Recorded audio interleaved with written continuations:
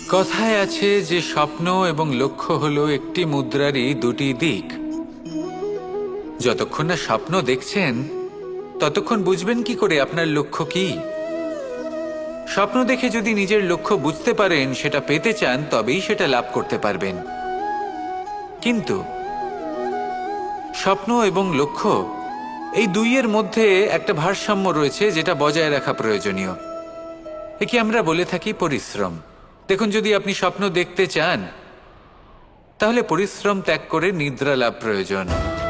কিন্তু যদি আপনি লক্ষ্য লাভ করতে চান তাহলে আপনাকে নিদ্রা ত্যাগ করে পরিশ্রম করতে হবে। তাই আলস্য ত্যাগ করুন এবং সিদ্ধান্ত নিন যে আপনি কি চান।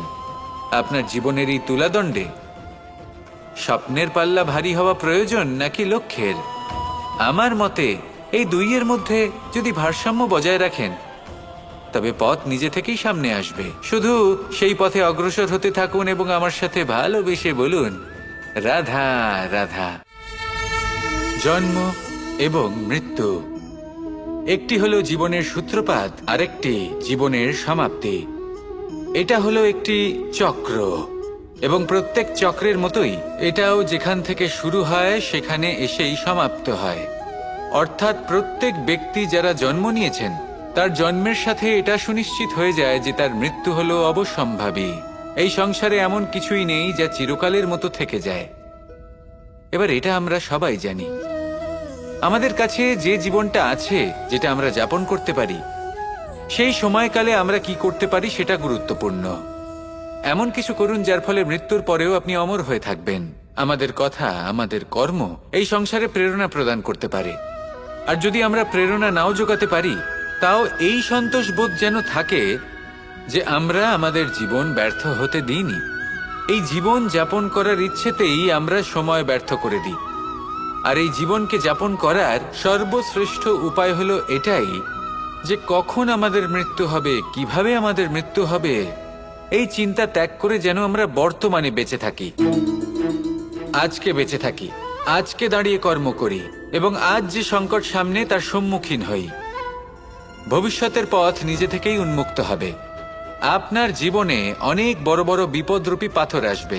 সেই পাথরগুলিকে এতটাই দুর্বল করে দিন যাতে সেই পথ আপনি অগ্রসর হওয়ার পরে আপনার পেছন পেছন যে সেই পথ দিয়ে আসবেন তিনিও যেন সহজেই পাথর চূর্ণ করে সামনে অগ্রসর হতে পারেন।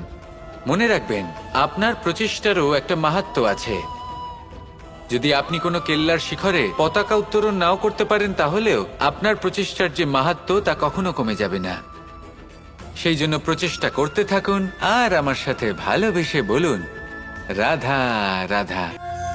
মানুষ সবসময় চায় যে তার জীবনে যেন কখনো কোনো সমস্যাই না আসে।